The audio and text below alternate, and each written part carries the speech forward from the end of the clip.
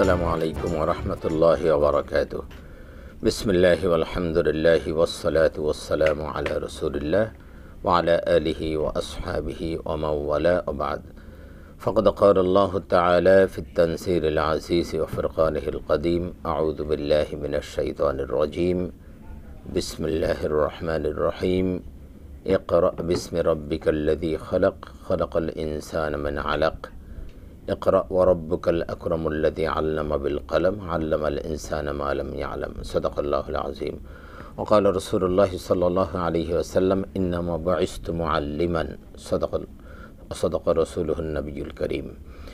সুপ্রিয় দর্শক শ্রোতা, কাছে দূরে বিশ্ব জুড়ে যে যেখান থেকে বাংলা ভিশন দেখছেন, আপনাদের সকলকে আন্তরিক প্রীতি, শুভেচ্ছা ও স্বাগত জানিয়ে শুরু করছি আপনাদের প্রিয় অনুষ্ঠান প্রাত্যহিক জীবন ইসলাম জিজ্ঞাসা ও জবাব। আর বরাবরের মতো আপনাদের সাথে রয়েছে আমি নাজির মাহমুদ। দর্শক, আপনিও চাইলে আমাদের এই লাইভ অনুষ্ঠানে সরাসরি অংশগ্রহণ করতে পারেন। সেজন্য আমাদের স্কুলে যে নাম্বারগুলো আছে সেখানে আপনাকে ফোন করতে হবে। দর্শক, আপনারা অবগত আছেন যে প্রতি বৃহস্পতিবার ঠিক এই সময় আমরা আপনাদের সামনে উপস্থিত হই, সমসাময়িক গুরুত্বপূর্ণ এবং জীবন ঘনিষ্ঠ কোনো বিষয় নিয়ে আলোচনা করি এবং আপনাদের প্রশ্নের জবাব দিয়ে থাকি। আজও আমরা তেমন একটি গুরুত্বপূর্ণ বিষয় নিয়ে আলোচনা করব, আর তা হলো কোরআন এবং হাদিসের আলোকে শিক্ষকের মর্যাদা। শিক্ষক আসলে এটা এমনই একটি দায়িত্ব যার গুরুত্ব অনেক অনেক বেশি। আমরা যদি বলি তাহলে পৃথিবীতে যত নবী রসুল এসেছিলেন সবাই আসলে শিক্ষক ছিলেন। সুতরাং যারা শিক্ষকের দায়িত্ব পালন করতেছেন তারা আসলে নবী রসুলদের সেই জায়গায় দায়িত্ব পালন করছেন। সুতরাং এর দ্বারাই বোঝা যায় যে শিক্ষকের মর্যাদাটা আসলে কত বেশি। আমরা সে বিষয়ে আলোচনা করব ইনশাআল্লাহ। এ বিষয়ের উপর আলোচনার জন্য দেশের বরেণ্য দুজন ইসলামী চিন্তাবিদ আজকে আমন্ত্রিত হয়ে আমাদের স্টুডিওতে উপস্থিত হয়েছেন। চলুন তাদের সাথে পরিচিত হই। আমার পাশে রয়েছেন বিশিষ্ট ইসলামী চিন্তাবিদ, শিক্ষাবিদ, গবেষক, ঢাকা বিশ্ববিদ্যালয় আরবি বিভাগের সম্মানিত অধ্যাপক প্রফেসর ডক্টর মোহাম্মদ আব্দুল কাদির। আসসালামু আলাইকুম ওয়া রাহমাতুল্লাহি ওয়া বারাকাতুহু। ওয়ালাইকুম আসসালাম ওয়া রাহমাতুল্লাহি ওয়া বারাকাতুহু। আমাদের সাথে আরও রয়েছেন বিশেষ ইসলামী চিন্তাবিদ, শিক্ষাবিদ, মিডিয়া ব্যক্তিত্ব হযরত মাওলানা গাজী সানাউল্লাহ রহমানী, খতিব, স্কাটন গার্ডেন সরকারি অফিসার্স কোয়ার্টার, জামে মসজিদ, ঢাকা। আসসালামু আলাইকুম ওয়া রাহমাতুল্লাহি ওয়া বারাকাতুহু। ওয়ালাইকুম আসসালাম ওয়া রাহমাতুল্লাহি ওয়া বারাকাতুহু। জি মোহতারাম, আপনারা কেমন আছেন? আলহামদুলিল্লাহ। আমি প্রথমে ডক্টর আব্দুল কাদের আপনার কাছে আসছি। আজকে আমরা যে বিষয় নিয়ে আলোচনা করব যে শিক্ষকের মর্যাদা। আসলে শিক্ষকের মর্যাদা তো আসলে অতুলনীয় একটি মর্যাদা। পৃথিবীতে যত পেশা আছে তার মধ্যে সর্বোত্তম পেশাদারি দায়িত্ব বা মর্যাদার যে বিষয়টি আছে তার মধ্যে একটি হলো শিক্ষকতা। আপনি আসলে এই বিষয়ে আমাদের দর্শকদের জন্য কি বলবেন? ধন্যবাদ বিজ্ঞ উপস্থাপক। শিক্ষকের মর্যাদা কথাটি বললেই মনে হয় যেন একটা শ্রদ্ধা, ভালোবাসা এই কথাটার মধ্যে জড়িত। আল্লাহ রাব্বুল আলামিন নিজেই কিন্তু শিক্ষককে সম্মান দিয়েছেন, মর্যাদা দিয়েছেন। এবং সে রেশ ধরে যদি বলতে হয় তাহলে হযরত আদম আলাইহিস সালামকে আল্লাহ তাআলা ফেরেশতাদের দ্বারা যে সিজদা করিয়েছেন সেটার মূল কারণ ছিল হযরত আদম আলাইহিস সালাম তিনি জাগতিক সকল গুণে গুণান্বিত ছিলেন এবং সকল বিদ্যায় পারঙ্গমতা অর্জন করেছিলেন। এবং সেটা আল্লাহ তাআলা নিজেই তাকে শিখিয়েছিলেন। ওয়াল্লামা আদামাল আসমাআ কুল্লাহা সুম্মা আরাদাহুম আলাল মালাইকা ফাকালা আনবিউনি বিআসমাই হাউলাই ইন কুনতুম সাদিকিন। ওই আয়াতে কারিমাতে স্পষ্ট আছে যে আল্লাহ রাব্বুল আলামিন হযরত আদম আলাইহিস সালামকে সমস্ত কিছুর নাম শিক্ষা দিয়েছিলেন। তার মানে যেটা বোঝা যাচ্ছে আদামাল আসমা কুল্লাহা বলতে যে তখন থেকে শুরু করে কিয়ামত পর্যন্ত জাগতিক যত বস্তু, যত ইলেকট্রনিক্স বা প্রিন্ট অথবা যত রকমের মেকানিজম পৃথিবীতে আসবে সকল কিছুর নামই তাকে আল্লাহ মানে আমরা যা এই যে মোবাইল বলেন, কম্পিউটার বলেন, যা আমরা ব্যবহার করতেছি এটার নামও আদম আলাইহিস সালামকে জানতেন। এবং আল্লাহ পাক যেটা বলছেন যে ওয়াল্লামা আদামাল আসমা কুল্লাহা, মানে আল্লাহ পাক আদম আলাইহিস সালামকে সবকিছুর নাম শিক্ষা দিলেন। তাহলে তো আমরা বলতে পারি যে আল্লাহ পাক আদম আলাইহিস সালামের শিক্ষক ছিলেন। মানে আল্লাহ পাক নিজেই আদম শিক্ষক ছিলেন এবং তার একজন সুযোগ্য ছাত্র ছিলেন হযরত আদম, এবং আদমও ছিল জাতির শিক্ষক। সুতরাং সেই হিসাবে সেদিন যখন সফলতা লাভ করলেন তখন আল্লাহ তাআলা তাকে ফেরেশতাদের দ্বারা তিনি সিজদা করিয়েছেন। এরপর পরম্পরায় যদি আমরা দেখি হযরত সুলাইমান আলাইহিস সালাম অত্যন্ত জ্ঞানী গুণী ব্যক্তি ছিলেন এবং আল্লাহ তাআলা তাকে তার এই বিদ্যা, বুদ্ধি, জ্ঞানের কারণে কিন্তু তাকে সমস্ত পৃথিবীর সম্রাট হিসেবে তাকে অভিহিত করেছেন এবং সারা জাহানের বাদশাহ তিনি ছিলেন। সমস্ত প্রাণীকুলের নাম ধাম, তাদের বক্তব্য, তাদের কথাবার্তা তিনি বুঝতে পারতেন। এবং মর্যাদার দিক থেকে যদি আরেকটু বলি, আমরা লোকমান আলাইহিস সালাম বলি, একজন সাধারণ মানুষ, তাকে আল্লাহ তাআলা প্রজ্ঞা দিয়েছেন, হিকমত দিয়েছেন, এবং হিকমত যাকে দেন তাকে যে আল্লাহ তাআলা সব কিছুর ঊর্ধ্বে একটা বিশেষ জিনিস দান করেন, সেটা হলো এরকম যে হযরত আদম আলাইহিস সালামের পরে হযরত লোকমান আলাইহিস সালাম এমন একজন ব্যক্তি, সাধারণ মানুষ হয়ে তিনি ওই নবীদের যেই কি বলা হয় যে গুণাবলী, কাছাকাছির মর্যাদা তিনি পেয়েছেন। তিনি নবী নন, কিন্তু তার মর্যাদাটা অনেক অনেক বেশি, এবং তার নামে একটা সূরা আল্লাহ তাআলা নাযিল করেছেন। এখন এভাবে যদি বলি যে হযরত লোকমান আলাইহিস সালামের সেখানেই যখন বলা আছে ইউতিল হিকমাতা মান ইয়াশা ওয়া মান ইউতিল হিকমাতা ফাকাদ উতিয়া খায়রান কাসীরা, আল্লাহ তাআলা যাকে চান তাকে কিন্তু প্রজ্ঞা দান করেন, সকলকে দান করেন না। অতএব যাকে প্রজ্ঞা দান করেন তাকে প্রভূত কল্যাণ দান করেন, এটা হলো একটা দিক। আরেকটা দিক হলো ওয়া মান ইউরিদুল্লাহু বিহি খায়রান ইফাক্কিহু ফিদ্দীন, যার দ্বারা আল্লাহ তাআলা কল্যাণ কামনা করেন, যার কল্যাণ আল্লাহ চান তাকেই কিন্তু আল্লাহ তাআলা এই ধর্মের উৎপত্তি দান করেন। তো লুকমান আলাইহিস সালাম তখনকার সময়কালে একজন মহাপণ্ডিত ছিলেন এবং আমরা তাকে হাকিম হিসেবে বলি, হাকিম মানে বিজ্ঞ প্রজ্ঞ। তো সেই তাকে যে আল্লাহ তাআলা তার নাম ধরে একটা সূরা দিলেন এবং তার যে কথাবার্তা, তার সন্তানকে ওসিয়ত করা, এই বিষয়গুলি আল্লাহ তাআলা বিশ্বজাহানের জন্য কিয়ামত পর্যন্ত কোরআনুল কারিমে দিয়ে একটা শিক্ষা হিসেবে আমাদের সামনে উপস্থাপন করেছেন। আরেকটি বিষয় আমরাও ইঙ্গিত দিয়েছেন, আমি সেটা বলতে চাই যে আল্লাহ তাআলা সমস্ত নবীদেরকে 1 লাখ বা 2,24,000 পয়গম্বরকে কমন একটা জিনিস দিয়েছেন, সেটা হলো শিক্ষকতা। তারা শিক্ষকতা, তারা জ্ঞানী। ওই সময়কালের সবচেয়ে বড় পণ্ডিত যিনি, তার চেয়ে বড় পণ্ডিত হলেন ওই যুগের যিনি নবী তিনি, এবং তাকে সেই বুৎপত্তি দিয়েই আল্লাহ তাআলা দুনিয়াতে পাঠিয়েছেন যাতে করে তিনি কাফেরদের এগুলো মোকাবেলা করতে পারেন। তো সেই ক্ষেত্রে আমরা সমস্ত নবী তো ওই জাতির জন্য আসলে শিক্ষক রূপে তিনি এসেছেন। এবং আমাদের নবী তো নিজে একথা বলেছেন যে ইন্নামা বুইস্তু মুআল্লিমান। এখন সেখানে নবীজি তো বললেন এবং আল্লাহ নিজেও বলছেন এই সম্পর্কে, তার যে দায়িত্ব দিয়েছেন ওয়া আল্লামাকা মা লাম তাকুন তা'লাম, যে হে নবী আপনাকে আমি শিখিয়েছি যা আপনি জানতেন না। তার মানে আমরা আদমকে যেভাবে আল্লাহ তাআলা শিখিয়েছেন, রাসূল আকরাম সাল্লাল্লাহু আলাইহি ওয়াসাল্লামকেও আল্লাহ তাআলা সেভাবে শিখিয়েছেন। আর শিখানোর কারণে তিনি বলেছেন ইন্নামা বুইস্তু মুআল্লিমান।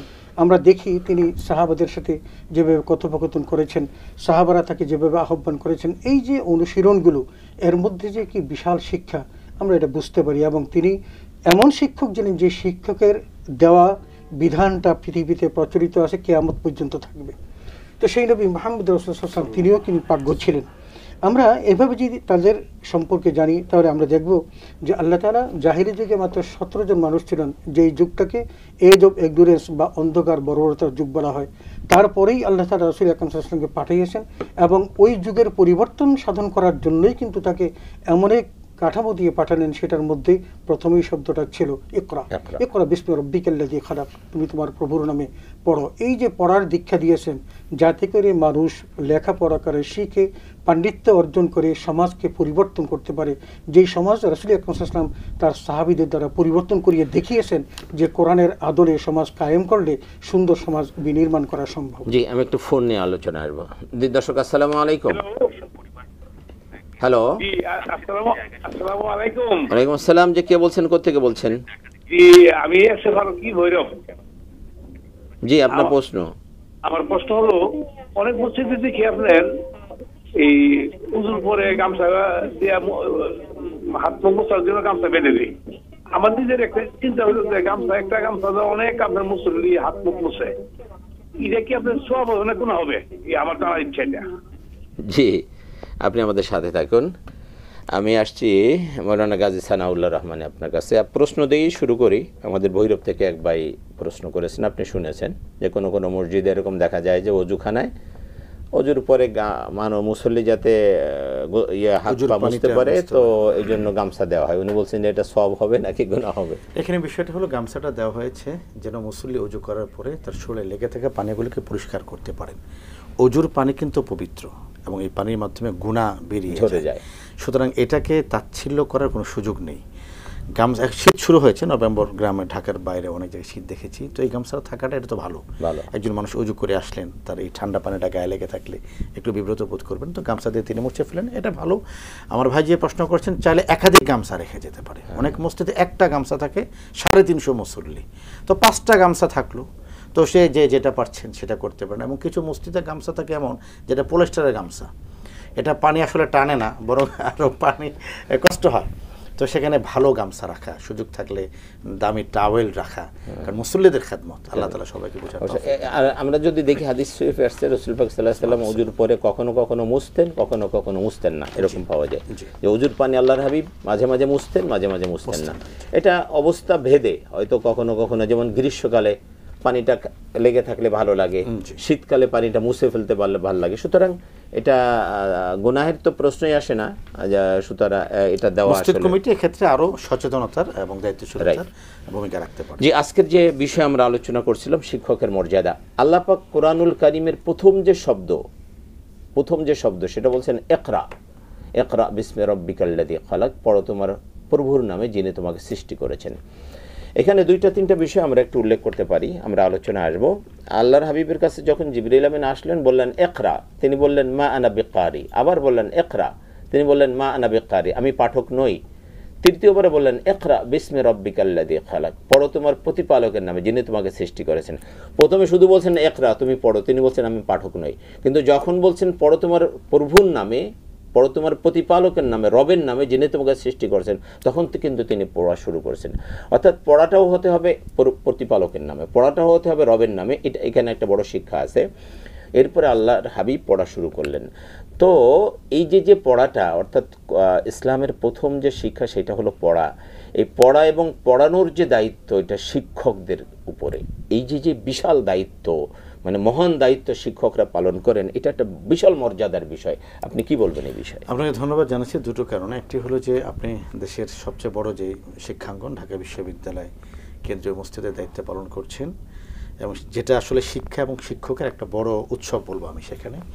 এবং আজকে আমাদের সাথে প্রফেসর ডক্টর মোহাম্মদ আব্দুল কাদের আছেন, তিনি আমার ঢাকা বিশ্ববিদ্যালয়ের সম্মানিত শিক্ষক। আমার যদিও সরাসরি শিক্ষক নন, কিন্তু আমার কাছে শিক্ষকের মর্যাদায় তিনি আসেন। শিক্ষা কাকে বলে? একটা লোক সুনিপুণভাবে আরেকজনের পকেট মারা শিখাচ্ছে। আপনি গেলেন জানাজা পড়াতে, আপনি আলিশান দোয়া ধরলেন, দোয়ার পরে দেখলেন যে পকেটটা চলে গিয়েছে। মাহফিলে আপনি চমৎকার বয়ান করলেন, লোকের শাড়ি লেগে গেল আপনার সাথে মুসাফা মোয়ানাকা, পরে দেখলেন ডান পকেট থেকে মোবাইল এবং বাম পকেট থেকে খাম, দুইটাই চলে গেছে। এটাও কিন্তু একটা আর্ট, এটাও কিন্তু শিক্ষা। এটার নাম এলেম নয়, এটার নাম মাহারাত। তো যে লোক তাকে এই পদ্ধতি শিখিয়েছেন কিভাবে খুব স্মুথলি বের করে ফেলতে হবে, এটাকে তালিম বলে না, এটাকে মাহারাত বলে, দক্ষতা বলে। এলেম হলো সেটা যেটা মানুষের কল্যাণের ক্ষেত্রে আসে, যেটা মানুষের জীবনকে পরিবর্তন করে। পৃথিবীর প্রথম শিক্ষক আল্লাহ রাব্বুল আলামিন, যে আয়াতের মাধ্যমে আপনি শুরু করেছেন ইকরা, এখানে আল্লাহ বলেছেন আল্লামাল ইনসানা মা লাম ইয়ালাম। আল্লাহ ওই জিনিস শিখিয়েছেন সেটা যে জানতো না। আদম আলাইহিস সালাতু ওয়াস সালামের কথা সম্বন্ধে স্যার বলেছেন, এখানে একটা এক্সিবিশন আছে, প্রদর্শনী আছে। আমরা বিভিন্ন স্কুলে কলেজে একটা এক্সিবিশন করি। দেখুন, আমার বাচ্চারা এখন নামাজের ফরজ বলতে পারে, সুন্নত বলতে পারে। এই প্রথম এক্সিবিশন আল্লাহ তাআলা দিয়েছেন হযরত আদমের মাধ্যমে। ওয়া আল্লামাল আদামাল আসমাআ কুল্লাহা সুম্মা আরাদাহুম। আলাদা ইয়ারতে হল এক্সিবিশন দেওয়া, প্রদর্শনী দেওয়া। সুম্মা আরাদাহুম আলাল মালায়েকা, আদমকে প্রেজেন্ট করেছে, আদম তুমি দাঁড়াও এবং নামগুলি বলে দাও। এজন্য প্রথম শিক্ষক হলেন আল্লাহ তাআলা। এজন্য রাসূল বলেছেন আল্লামানি রব্বি ফাহসানা তালিমি, আদাবানি রব্বি ফাহসানা তাদিবি। আমার আল্লাহ আমাকে শিখিয়েছেন। আপনি যে জায়গাটা বলেছেন ইকরা, কেন আমাদের, এবং প্রথম ইকরার পরে নবী কেন পড়লেন না? যে বই খুললে মানুষকে অশ্লীলতা শেখানো হয়, যে বই খুললে মানুষকে শিক্ষকের অমর্যাদা শেখানো হয়, যে বই খুললে শিক্ষকের বিরুদ্ধে আমাকে স্লোগান দেওয়া শেখানো হয়, সেটা শিক্ষা নয়। হযরতে যায়েদ ইবনে সাবিত রাদিয়াল্লাহু তাআলা আনহু, তিনি উটে ঘোড়ায় আরোহণ করছেন। তো ঘোড়ার যে সিঁড়ি থাকে এটাকে বলে রেকাব, এটাকে নড়ে চড়ে উনি শিখিয়ে পা দিলেন। হযরত আব্বাস রাদিয়াল্লাহু তাআলা আনহু, তার মতো বিখ্যাত সাহাবী, তিনি সেই রেকাবটাকে শক্ত করে ধরলেন। হযরত যায়েদ ইবনে সাবিত বলেন যে ইয়া আম্মা রাসূল, হে রাসূলের চাচা, আপনি এটা কি করছেন? আপনি তো মহাসম্মানিত, আপনি এটা ছাড়ুন। তিনি বলছেন না, আপনি শিক্ষক, শিক্ষকের মর্যাদা আমাদের কাছে গুরুত্বপূর্ণ। হযরত আলীর সেই কথা আমরা যদি যাই, হযরত আলী বলছেন মান আল্লামানি হারফান ফাহুয়া মুআল্লিমি, আমাকে একটি অক্ষর যিনি শিখিয়েছেন তিনি আমার শিক্ষক। কোনো কোনো কিতাবে আসে আমার শিক্ষক যিনি, আমি তার ছাত্র, আমি তার কাছে গোলামের মতো। আজকে আমরা কি সেই শিক্ষককে তার মর্যাদা দিতে পারছি কিনা, অথবা আমি ছাত্র হিসেবে শিক্ষকের সামনে নিজেকে অবনত করতে পারছি কিনা, তার সামনে যেভাবে বিলীন হওয়ার কথা সেভাবে পারছি কিনা। এখানে আসবো, একটা ফোন নিয়ে আসবো। দর্শক আসসালামু আলাইকুম। আসসালামু আলাইকুম। হ্যালো, আমি হ্যালো। বলছিলাম দিনাজপুর থেকে। হ্যালো, আসসালামু আলাইকুম। হ্যাঁ, আমি অপু দিনাজপুর থেকে। হ্যালো, আসসালামু আলাইকুম। হ্যাঁ, আমার প্রশ্ন হচ্ছে সম্ভবত বিচ্ছিন্ন। হ্যালো, বিয়ে করার আসলে আদর্শ বয়স কোনটা? কারণ অনেক সময় হ্যালো, আমি হ্যাঁ ক্যারিয়ার গড়ার ক্ষেত্রে দেখা যায় হ্যাঁ শুনতে পাচ্ছি, বলুন। চাকরি পেতে পেতে বিয়েতে বলুন। দেরি করা, সেই ক্ষেত্রে কি দ্রুত মানে বিয়ে করা যাবে নাকি ক্যারিয়ার গড়া পর্যন্ত অপেক্ষা করতে হবে? এই বিষয়ে ইসলাম কি বলে? দ্বিতীয় বিষয় আরেকটা জানার আছে যে আপনারা যে শিক্ষকের মর্যাদা নিয়ে কথা বলছেন, সেই শিক্ষকের মর্যাদা আমরা যারা শুধু প্রাতিষ্ঠানিক শিক্ষা গ্রহণ করি তার মর্যাদা দিতে হবে, নাকি আমরা নিজের প্রফেশনাল লাইফে বা ব্যক্তি জীবনে যখন বিভিন্ন মানুষের কাছ থেকে বিভিন্ন ধরনের শিক্ষা লাভ করি এই ক্ষেত্রে শিক্ষকের মর্যাদা দিতে হবে কিনা? আর তৃতীয় প্রশ্ন আমার আরেকটি রয়েছে যে ফেরাউন ও নমরুদ এরা কি ঘুমন্ত অবস্থায় আছে না এদের আযাব হচ্ছে? ধন্যবাদ, ধন্যবাদ। ঠিক আছে, আমরা প্রশ্নগুলো উত্তর দেবো ইনশাল্লাহ। জি ঠিক আছে, জি ঠিক আছে, আমাদের আলোচনা। জি, তো এখন বিষয়টা হলো রব্বুল আলামিন কোরআন কারীমের বিভিন্ন জায়গায় তার পরিচয় বর্ণনা করেছেন। আমাদের সকলের কিছু প্রিয় সূরা আছে, যে প্রিয় সূরাগুলো নবীজিরও প্রিয়, সূরা রহমান। এখানে আল্লাহ তাআলা তার একটি পরিচয় দিয়েছেন, আর রহমান আল্লামাল কোরআন। রহমানকে এর অনেকগুলো ব্যাখ্যা হতে পারত। যিনি খালাকাস সামাওয়াতি ওয়াল আরদ, আসমান জমিন যিনি সৃষ্টি করেছেন, যিনি জান্নাত সৃষ্টি করেছেন, জাহান্নাম সৃষ্টি করেছেন, রব্বুল আলামিন আমি বলবো যে খুব সফট একটা পরিচয় দিয়েছেন, যেই পরিচয়টা আমাদের সাথে যুক্ত। আর রহমান আল্লামাল কোরআন, যিনি তোমাদেরকে কোরআন শিখিয়েছেন। এরপরে তিনি বলেছেন খালাকাল ইনসান আল্লামাহুল বায়ান। এই যে আপনি কথা বলছেন, আমাদের সম্মানিত ডক্টর কথা বলছেন, একটি কথার মাধ্যমে মানুষের কাছে দ্বীনের বার্তা পৌঁছানো তিনিও কারো কাছে শিখেছেন, আমরাও কারো কাছে শিখেছি। এই জন্য আল্লাহ রাব্বুল আলামিন কোরআনের শিক্ষকতার পরিচয় দিতে গিয়ে বলেছেন আর রহমান আল্লামাল কোরআন খালাকাল ইনসান আল্লামাহুল বায়ান, তিনি তোমাদেরকে বর্ণনা শক্তি দান করেছেন, বয়ানের শক্তি দান করেছেন। এজন্য যেই সমাজে শিক্ষকের মর্যাদা থাকবে সেই সমাজের আভিজাত্য, নৈতিকতা, আদর্শের মর্যাদা সঠিক থাকবে। যেখানেই আপনি দেখবেন শিক্ষককে মর্যাদা দেওয়া হচ্ছে না, শিক্ষাকে গুরুত্ব দেওয়া হচ্ছে না, সেই সমাজে কখনো আদর্শ মানুষ গড়ে উঠতে পারে না। এজন্য আমার ভাই আপনি যখন ফোনটি নিয়েছিলেন তিনি একটি প্রশ্ন করেছেন যে যিনি আমাকে শুধু বই পড়া শিখিয়েছেন তিনি কি শিক্ষক? মানে সমাজে আরও নানা শিক্ষককে আমরা পাই। কে যেন বলেছিলেন যে আমি গোটা পৃথিবীর ছাত্র আর গোটা পৃথিবী আমার শিক্ষক। স্বাভাবিকভাবেই আমি যার কাছ থেকে ভালো কিছু শিখবো তিনি আমার শিক্ষক। বয়সে যিনি আমার প্রবীণ তিনি আমার কাছে শ্রদ্ধেয়, যার এলেমে যিনি আমার কাছে আকবারু মিনাল ইলমি মিন্নি, যিনি আমার কাছে এলেমের দিক থেকে সম্মানিত উচ্চ তিনি আমার কাছে সম্মানিত। আপনি দেখবেন একটা সমাজে পতন তখনই আসে যখন শিক্ষা এবং শিক্ষককে তাচ্ছিল্য করা হয়। আমি এই কথা দুজন বরেণ্য মানুষ আপনাদেরকে সামনে রেখে বলি, শিক্ষকরা কখনো অর্থের মোহের পেছনে যায় না। একজন শিক্ষক 24 ঘন্টা পর্যন্ত যে সময় তার শিক্ষার পেছনে দেন এর থেকে 40 ভাগের 10 ভাগ সময় দিয়ে প্রচুর অর্থ উপার্জন করা যায়। আমার এক বন্ধুকে জিজ্ঞেস করেছি যে তুমি তো বয়ান করো এবং মাঝে মাঝে বয়ানে যাও, তুমি মূলত তুমি শিক্ষক, কোনটার মধ্যে পার্থক্য কি? তিনি বলেছেন যে 3 ঘন্টা পরে আধা ঘন্টা পড়াই আর আধা ঘন্টা পরে 3 মাস বয়ান করি। মানে হলো যদি পড়াতে হয় আমাকে আধা ঘন্টা, আমাকে 3 ঘন্টা পড়তে হয়, স্টাডি করতে হয় ছাত্ররা কোনো প্রশ্ন করছে কিনা। আর আমি যদি আধা ঘন্টা পড়ে এটা দিয়ে 3 মাস বয়ান করা যায়, একটি মাহফিলে গেলে ভালো হাদিয়া পাওয়া যায়।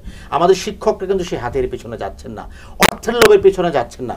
আমাদের গ্রামীণ কিছু শিক্ষকের চিত্র আমাদের সামনে আছে, তারা গ্রামে থাকেন, বইটাকে বগল দাবা করে হাঁটেন, সবাই স্যার বলে সম্মান করে, তাকে দেখলে ছাত্ররা আদরায় যায়। যে ছাত্র তার শিক্ষককে দেখার পরে তার গতি মন্থনা করবে, তার হৃদয় থেকে ভক্তি শ্রদ্ধা না আসবে, আমি তাকে ছাত্র বলতে চাই না। যে ছাত্র তার শিক্ষককে পিতার চেয়ে বেশি মর্যাদা দিবেন, পিতা আমার বাবা সম্মানিত, আমার মা সম্মানিত, আমার বাবা তিনি আমাকে জন্ম দিয়েছেন, আমার মায়ের পায়ের নিচে আমার জান্নাত, সবই ঠিক আছে, আমাকে মানুষ বানিয়েছেন আমার শিক্ষক। কেন? আমার বাবা আমাকে পৃথিবীতে মানুষ হিসেবে এনেছেন, তিনি তার মাধ্যমেই তার ঔরসে মায়ের গর্ভে আমি এসেছি। কিন্তু কোনটা আলো কোনটা আধার, কোনটা সত্য কোনটা মিথ্যা, কোনটা সঠিক কোনটা সঠিক নয়, এই শিক্ষা দিয়েছেন আমাকে শিক্ষক। এই জন্য পিতা মাতার যে শিক্ষককে সবচেয়ে বেশি সম্মান করতে হবে। আর পৃথিবীতে আল্লাহর পরে সবচেয়ে বড় শিক্ষক হলেন রাসূল করিম সাল্লাল্লাহু আলাইহি ওয়াসাল্লাম। এই জন্য তিনি বলেছেন, লা ইউমিনু আহাদুকুম হাত্তা আকুনা আহাব্বা আলাইহি মিন ওয়ালিদিহি ওয়া ওয়ালাদিহি ওয়ান নাস আজমাইন। দেখো আমি তোমাদের মাঝে সবচেয়ে বড় শিক্ষক, তোমাদের প্রতি সবচেয়ে ইহসান আমার বেশি, সুতরাং পিতা মাতার চেয়েও আমাকে বেশি ভালোবাসো, কেন আমি সবচেয়ে বড় শিক্ষক। এই জন্য রাসূল যে হাদিসটি বলেছেন, এই হাদিসটি একজন শিক্ষকের মাথায় তার রাজপালক এনে দেয়। রাসূল বলেছেন, ইন্নামা বুইসতু মুআল্লিমা, আমি তোমাদের মাঝে শিক্ষক রূপে প্রেরিত হয়েছি। রাসূলুল্লাহ সাল্লাল্লাহু আলাইহি ওয়াসাল্লাম রাষ্ট্রনায়ক ছিলেন, সমরনায়ক ছিলেন, রাষ্ট্রবিদ ছিলেন, সব কিছুর উপরেও তিনি বলেছেন বুইসতু মুআল্লিমা, আমি তোমাদের জন্য শিক্ষক। এই জন্য আপনি যে কথা দিয়ে শুরু করেছিলেন, একজন শিক্ষক রাসূলের পক্ষ থেকে তিনি জ্ঞানের মশালবাহী, সেই প্রদীপ্ত মশাল বহন করে চলছেন আজকের শিক্ষকরা, এবং এই মশাল জ্বলতে থাকবে চলতে থাকবে ইনশাআল্লাহ তাআলা কিয়ামত পর্যন্ত। ধন্যবাদ আপনাকে। আমি সময় পেলে আপনার কাছে আবার আসবো। আমি আসছি ডক্টর আব্দুল কাদের আপনার কাছে। শিক্ষকের মর্যাদা আসলে আমরা এতক্ষণ শুনলাম তন্ময়, আপনাদের দুজনের কাছ থেকে মর্যাদার বিষয়টি শুনলাম। আমরা বর্তমান সমাজে কিছু চিত্র দেখতে পাই যে ছাত্ররা শিক্ষকদের কথা শুনছে না বা মর্যাদা দিচ্ছে না। কোনো কোনো ক্ষেত্রে দেখছি যে শিক্ষকদের রুমে তালা দিচ্ছে, শিক্ষকদেরকে অমর্যাদা করছে, শিক্ষকদের কোনো কোনো জায়গায় শিক্ষকদের গায়ে হাত দিচ্ছে। এটা আসলে কেন হচ্ছে এই বিষয়? ধন্যবাদ। আসলে আমি যদি বলতে হয়, গাজী সানাউল্লাহ রহমানী যে কথাগুলো বলেছেন সেখান থেকে রেশ ধরতে হবে। হযরত আলী যে কথাটা বলেছেন যে আমাকে যদি কেউ একটা অক্ষর শিখিয়ে থাকে আমি তার গোলাম, তিনি চাইলে আমাকে আজাদ করে দিতে পারেন, আবার চাইলে আমাকে সারা জীবনের জন্য গোলাম বানিয়ে রাখতে পারেন। এই কথাটার মধ্যে একটা বিশাল একটা ইফেক্ট আছে। তিনি এই কথা দ্বারাই বুঝিয়েছেন যে একজন ছাত্র সারা জীবনেই তার কাছে গোলামের মতো, তাকে যখন যা অর্ডার করবে, যা বলবে, যা করতে বলবে সেটাই সে করবে। কিন্তু বিষয়টা আপনার যেটা বললেন সেটা এখন একদম রিভার্স, যেটা হওয়ার কথা ছিল তার উল্টাটা। এটার মধ্যে আমি দুটো জিনিস খুঁজে পাই। একটা হলো শিক্ষকের পদোন্নতি, আরেকটা হলো ছাত্রের পদোন্নতি। একদিকে শিক্ষক তার সত্যিকার যে দায়িত্ব, সেই দায়িত্ব থেকে সে অনেক দূরে, যদি এটা তার হয়ে থাকে এটা তার প্রাপ্য। আর যদি সে তার দায়িত্বে যথাযথভাবে ওই জায়গাতেই থেকে থাকেন কিন্তু ছাত্ররা তার প্রতি এই ইনজাস্টিস করছে অথবা তাকে নিয়ে এই যাতে খারাপ আচরণ করছে, এটা হলো সমাজের অধঃপতনের একটা বড় কারণ। এবং সমাজ যদি এই অধঃপতন না হতো তাহলে এই ঘটনা ঘটতো না। যদি তা না হতো তাহলে শিক্ষকের যে কি মর্যাদা দেওয়া উচিত, বাদশাহ আলমগীর তো দেখিয়েছেন তার সন্তানকে পড়াতেও শিক্ষক, এবং উজু করার জন্য যখন পানি চাইলেন পানি আনলেন, পানি ঢেলেও দিলেন।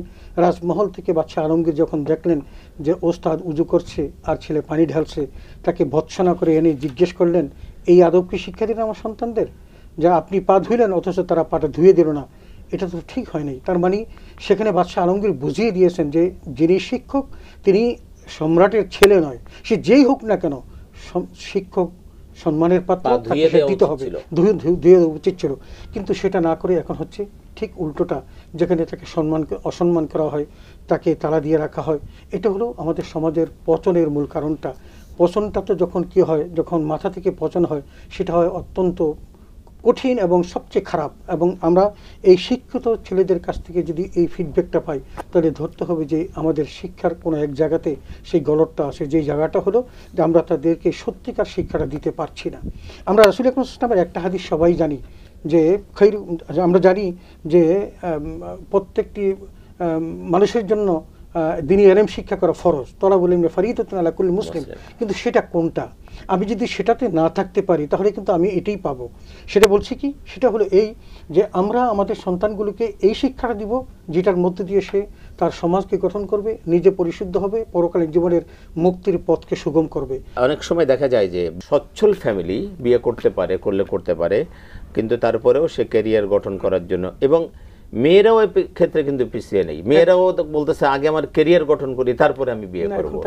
আমার মনে হয় রহমানী সাহেব কিছু বলবেন এ ব্যাপারে। যে এখানে একটা গুরুত্বপূর্ণ বিষয় হলো আল্লাহ রাসূল সাল্লাল্লাহু আলাইহি ওয়াসাল্লাম বিয়েকে বরকতের অংশ বলেছেন, জি সুন্নাহর অংশ বলেছেন। সম্মানিত স্যার যেটা বলেছেন চমৎকারভাবে এখানে এসেছে। তবে আমি একটু দ্বিমত করব যে সবসময় বরকতের জন্য 3 বিয়ে করা আবশ্যক নয়। না, এক বউ নিয়ে আমরা টেনশনে আছি। তো এই জন্য হলো বিয়েটা বরকতের অংশ। দেখুন, একজন অপরিচিত নারীর সাথে যখন আমার বিয়ে হচ্ছে, এই নারীর সাথে আমার যে সম্পর্কটা আল্লাহ কর্তৃক নির্ধারিত, স্বামী এবং স্ত্রীর সম্পর্কের সূচনা জান্নাতে, আদম এবং হাওয়ার মাধ্যমে। তো তার সাথে আমি যখন বিয়ে বন্ধনে আবদ্ধ হলাম, তখন তার এবং আমার কিছু করণীয় কথা আল্লাহ তাআলা কোরআনে বলেছেন, মাওয়াদ্দাতা ওয়া রাহমা। এই জিনিস যখন বাড়তে থাকবে, বরকত বাড়তে থাকবে।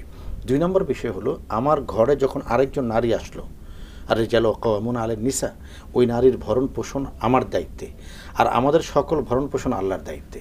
এই জন্য বিয়ে করা মানে হলো যে আল্লাহর সামনে আমি বরকত একটা প্লেট খুলে দিলাম, যে আল্লাহ এমনি আমার প্লেটে কিছু নাই, আবার আরেকজন শরিকদার চলে এসেছেন, এবার প্লেট তো আরও খালি, আপনি একটু ভরে দেন।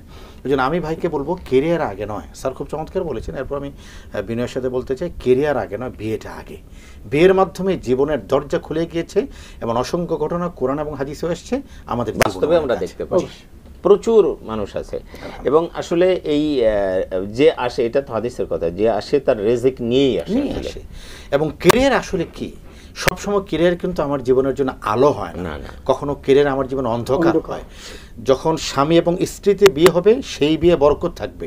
যখন কেরিয়ার এবং রূপের বিয়ে হবে, এই দুইটাই ধ্বংস হয়, কেরিয়ার নষ্ট হয়ে যেতে পারে। তো কেরিয়ার পড়ে গেলে কি আমি আমার স্বামীকে ছেড়ে দেব? এবং এই কেরিয়ার করতে যায় কিন্তু অনেক দাম্পত্য জীবনে ভেঙে যাচ্ছে।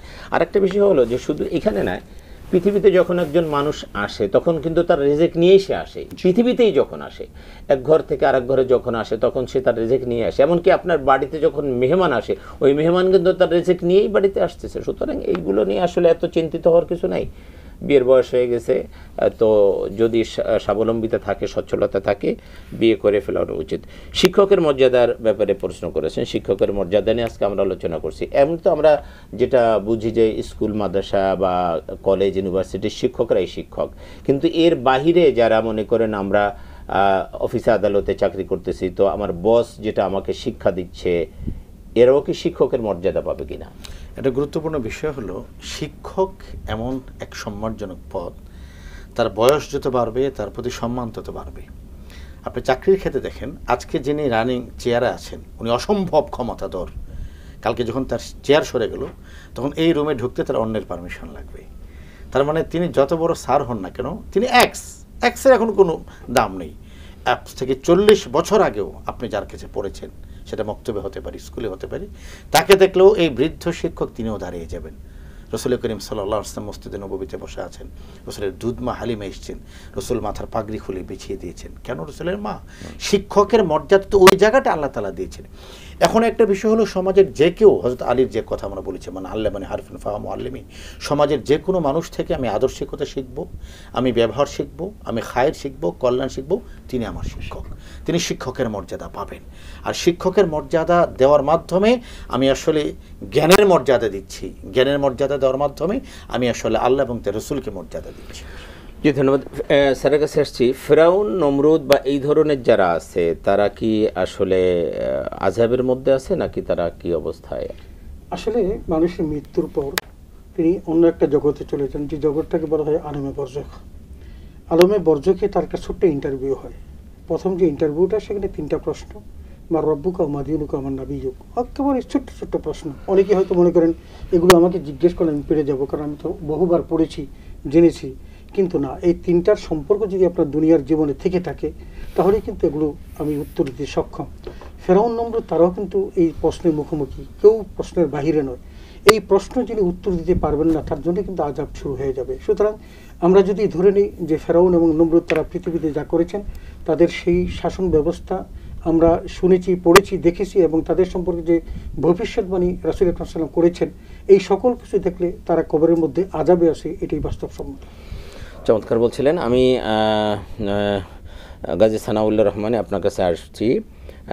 আমরা নামাজের আগে স্যার চমৎকার বলছিলেন যে শিক্ষকের মর্যাদা এখন অনেকে দিচ্ছে না, অনেক ছাত্র দিচ্ছে না। তো এক্ষেত্রে ছাত্রদের যেমন গাফিলতি রয়েছে বা ছাত্রদের ত্রুটি আছে, শিক্ষকদেরও কিছু ত্রুটি আছে, কথা স্যার বলেছেন। আমরা যদি দেখি যে শিক্ষক, মনে করেন সর্বোচ্চ বিদ্যাপীঠের শিক্ষকরা যারা রয়েছেন, বা স্কুলের শিক্ষক বলেন, কলেজের শিক্ষক বলেন, মাদ্রাসার শিক্ষক বলেন, যে কোনো জায়গার শিক্ষক বলেন, তারা দুনিয়াবী কিছু স্বার্থের কারণে দেখা যাচ্ছে তিনি তার নীতি নৈতিকতা বহির্ভূত কাজ করতেছেন। স্বৈরাচারকে সাপোর্ট করতেছেন, অথবা তিনি তার কোচিং ক্লাসে যেটা পড়ানো দরকার ছিল সেটা না পড়ায় কোচিংয়ে ভালো পড়াচ্ছেন, ছাত্রদেরকে ক্লাসে পড়াচ্ছেন না, কোচিংয়ে পড়াচ্ছেন। এই যে নীতি নৈতিকতা বহির্ভূত কাজগুলো করতেছেন, এই কারণেই কি ছাত্ররা শিক্ষককে অসম্মান করতেছেন নাকি? মানে বিষয়টা আপনি একটু আপনি যদি নীল খেতে যান, সেখানে যে দোকানদাররা আছে তাদেরকে জিজ্ঞেস করবেন, সে সমস্ত বইয়ের নাম বলতে পারবে, কোন বইয়ের মধ্যে কী আছে এটা বলতে পারবে। সে কিন্তু শিক্ষক নয়। কিছু শব্দ, কিছু বাক্য, কিছু পৃষ্ঠা মুখস্থ করার নাম শিক্ষক নয়। শিক্ষককে তিনি যেটা পড়ছেন সেটা তার জীবনে আছে, নৈতিকতা তার জীবনে আছে, আদর্শ তার জীবনে আছে, সচ্চরিত্র তার জীবনে আছে, অল্পে তুষ্টি তার জীবনে আছে, খুব স্বাভাবিক জীবনযাপন তার জীবনে আছে। যে শিক্ষক নৈতিক নয় তিনি শিক্ষকতার দাবি করতে পারেন না। অনৈতিকতার সাথে যুক্ত কোনো মানুষকে যদি কেউ আঘাত করে, কেউ রুমে বদ্ধ করে রাখে, ছাত্ররা তাকে ধরে প্রশাসনের কাছে দেয়, এই বাক্য বলা যাবে না যে ছাত্র কর্তৃক একজন শিক্ষক নির্গৃহীত না। যিনি তার আদর্শের উপরে নেই তিনি তো শিক্ষক নন। শিক্ষক সম্মানের কতক্ষণ পর্যন্ত?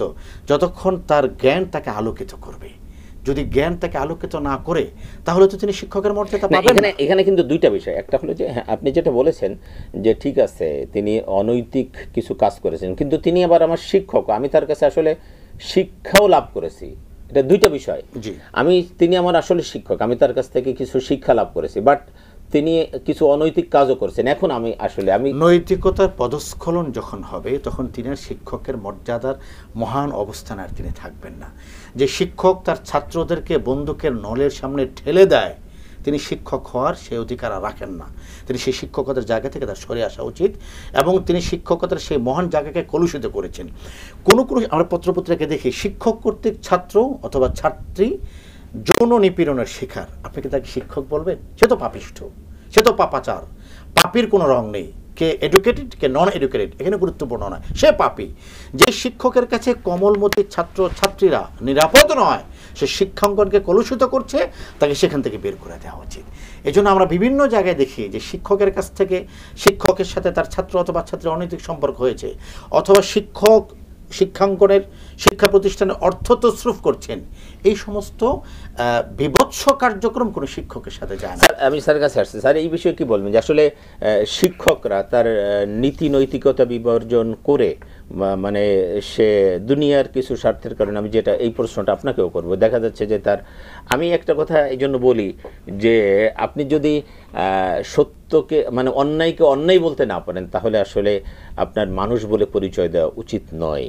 আপনি যদি যেই হন, যেখানেই থাকুক আপনি থাকেন না কেন, আপনি যদি অন্যায়কে অন্যায় বলতে না পারেন, আপনি যদি অন্যায়কে সাপোর্ট করে যান, তাহলে আসলে মানবতার দণ্ডে ওই বিচারে আপনি আর মানে মানুষের কাতারে থাকা ঠিক নয়। আপনি কি বলবেন? আপনি যেটা বললেন এটা আমরা রাসূল আকরাম সাল্লাল্লাহু আলাইহি ওয়াসাল্লামের শিক্ষা থেকে সেটাই পেয়ে থাকি।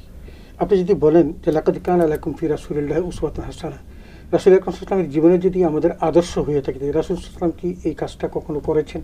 তিনি অন্যায়কে সাপোর্ট দিয়েছেন, অন্যায়ের কাছে মাথা নত করেছেন, তিনি তার নৈতিকতা বিবর্জিত কোনো কাজ করেছেন? তা আমরা আমাদের মহান শিক্ষক যিনি, তার কাছ থেকে যেটা শিখেছি সেটাই তো আমরা বাস্তবায়ন করব। যদি কারো কাছে এই হীনমন্যতা থাকে, কারো কাছে যদি শুধু দুনিয়াবী জীবনটাই যদি বড় হয়ে থাকে, তার কাছে নীতি নৈতিকতা না থাকে, সামান্য টাকার লোভ যদি সে সংবরণ করতে না পারে, তাহলে তিনি শিক্ষকের সেই আদর্শের জায়গাতে থাকবেন কেমন করে? থাকাটা তো তার কষ্টকর।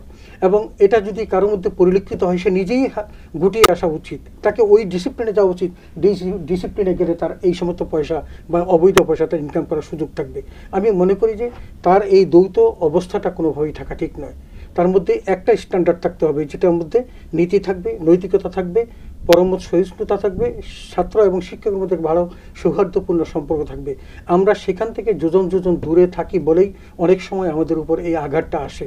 সেটা হলো শিক্ষকের তার নিজের, আমি আগেও কথা বলেছি, আমাদের রহমান হিসাবে সে একই কথা বলেছেন যে আমরা যতক্ষণ পর্যন্ত আমাদের অবস্থানে থাকব ততক্ষণ পর্যন্ত শিক্ষক তার শিক্ষকের মর্যাদা, মান, সম্মান ইত্যাদি নিয়ে থাকবে। কিন্তু সেখান থেকে যখন বিচ্যুত হবে, ইমাম আবু হানিফা কী করেছিলেন? ইমাম আবু হানিফা যতদিন পর্যন্ত জীবিত ছিলেন, তার ওস্তাদ হাম্মাদ যতদিন পর্যন্ত জীবিত ছিলেন ততদিন পর্যন্ত তিনি একটা বিদ্যালয় তৈরি করেন নাই, শিক্ষালয় তৈরি করেন নাই, এই ভয়ে যে তার ওস্তাদের প্রতিষ্ঠান থেকে কোন ছাত্র তারা এখানে ভর্তি হবে, ওস্তাদ জানলে মনে কষ্ট পাবে। এটা ছিল ওস্তাদ এবং ছাত্রের সম্পর্ক। এবং এমনকি তিনি কোনোদিন তার শিক্ষকের বাড়ি দিয়ে পা দিয়ে ঘুমান নাই। তো এটা তো আমরা আমাদের জীবনে দেখেছি, তারা এগুলো পড়েছি। তো তো এই যদি হয় তাদের অবস্থা, আমরা তখন কোন জায়গায়? আমরা তো আসলে জীবনে এই শিক্ষা পেয়েছি যে আমরা উস্তাদের অজুর পানি আগায় দেওয়া, তার জুতোটা ঠিক করে দেওয়া, তার অজুর পানি ঢেলে দেওয়া, তাকে অজু করানো, তার অজুর শেষে তার গামছাটা আগায় দেওয়া, হাতটা মুছায় দেওয়া, আমরা কিন্তু জীবনে এই শিক্ষাগুলো পেয়েছি যে উস্তাদের খেদমত কিভাবে করতে হয়। আমার এক উস্তাদ যিনি একদম জিন্দা ওলি বলা যায়, তার আমি অনেক খেদমত করেছিলাম এবং তিনি আমার মাস্টার্স পরীক্ষার হওয়ার আগেই তিনি ভবিষ্যৎবাণী করেছিলেন আমি বিশ্ববিদ্যালয়ের মাস্টার হব, এবং এইটা আমাকে করেছিলেন যে তুমি তোমার প্রথম মাসের বেতনটা তুমি সোশ্যাল লিল্লাহ বোর্ডিংয়ে দান করো। আমি তাই করেছি। তো এরা তো এত বড় শিক্ষক যে তিনি আমাকে এমনভাবে দোয়া করেছিলেন যে মনে হচ্ছে যে আমি এখনো দোয়াটা করি। একটি বাক্য যুক্ত করি, সার্টিফিকেট থাকার নাম কিন্তু শিক্ষক নয়। অনেক সার্টিফিকেট আছে, এরপরও তার মাধ্যমে নৈতিক পদস্খলন করছে, আদর্শিক পদস্খলন করছে, ভয়ঙ্কর রকমের ঘটনা করছে। এক্ষেত্রে কর্তৃপক্ষ দায় এড়াতে পারে না। আমাদের প্রাথমিক শিক্ষাঙ্গনে, এটা মাদ্রাসা হতে পারে, স্কুল হতে পারে, সব জায়গাতেই আমাদের সবগুলি শিক্ষা প্রতিষ্ঠান, সেখানে যে শিক্ষকের মাধ্যমে যৌন নির্যাতন অথবা আদর্শিক স্খলনের যে ঘটনা ঘটছে, কর্তৃপক্ষ দায় এড়াতে পারেন না। আপনি একজন শিক্ষক নিয়েছেন, তার ক্যারেক্টার আসলে কতটা ভালো এটাও পরীক্ষা করা আপনার দায়িত্ব। সার্টিফিকেট তো ইবলিসের ছিল, কিন্তু ইবলিসের আদব আর ইলম। আমরা আসলে অনুষ্ঠানে একেবারে শেষ প্রান্তে চলে এসেছি। আপনাদের ভাইকে অনেক ধন্যবাদ চমৎকার কিছু কথা বলার জন্য। আমরা আসলে এই জায়গাটা যদি ঠিক করতে পারি তাহলে আমাদের শিক্ষকের যে মর্যাদা, সে মর্যাদাগুলো টিকে থাকবে। ধন্যবাদ আপনাদের উভয়কে। প্রিয় দর্শক, আমরা অনুষ্ঠানের একেবারে শেষ প্রান্তে চলে এসেছি। শিক্ষকতা আসলে এটা অত্যন্ত গুরুত্বপূর্ণ একটি মর্যাদার বিষয়। আমরা যেটা জানলাম যে আল্লাহ পাক নিজে একজন শিক্ষক, তিনি তার সমস্ত নবীদেরকে শিক্ষা দিয়েছেন এবং নবীগণ সকলে শিক্ষক ছিলেন এবং শিক্ষকতার পেশায় যারা রয়েছেন তারা কিন্তু নবীদের সেই দায়িত্বটা পালন করছেন। এটা বিশাল একটা দায়িত্ব। এই দায়িত্বটা মর্যাদাপূর্ণ দায়িত্ব যারা পালন করছেন তাদের এই নৈতিকতা বোধটাকে জাগ্রত রাখতে হবে। তারা যেন দুনিয়ার কোনো স্বার্থের কারণে এই নীতি নৈতিকতা বোধটাকে হারিয়ে না ফেলেন, সেই জায়গায় সজাগ দৃষ্টি রাখতে হবে। আমরা ছোটোবেলায় যখন পড়েছি স্কুলে, আমরা দেখিনি কখনো যে আমাদের কোনো শিক্ষক আমাদের সামনে সিগারেট খেয়েছেন। আমরা দেখিনি যে আমাদের কোনো শিক্ষক ছাত্রদেরকে বলেছেন যাও আমার জন্য এক প্যাকেট সিগারেট কিনে নিয়ে এসো। কখনো এটা হয় নাই। এই জন্য আমরা আমাদের শিক্ষকদেরকে সেভাবে শ্রদ্ধা করতে শিখেছি। আর এখন তো ভিন্ন একটি চিত্র আমরা দেখতে পাই। আল্লাহ রাব্বুল আলামিন আমাদের শিক্ষকদেরকে সেই মর্যাদাপূর্ণ জায়গায় থাকার তৌফিক দান করুন এবং আমরা যেন আমাদের শিক্ষকদেরকে সেই মর্যাদা দিতে পারি। আল্লাহ রাব্বুল আলামিন আমাদেরকে সেই তৌফিক দান করুন। আগামী অনুষ্ঠান দেখার সাদর আমন্ত্রণ জানিয়ে এবং আপনাদের ইহকালীন পরকালীন কল্যাণ কামনা করে আজকের মতো শেষ করছি। আল্লাহ হাফিজ। আসসালামু আলাইকুম ওয়া রাহমাতুল্লাহি ওয়া বারাকাতুহু।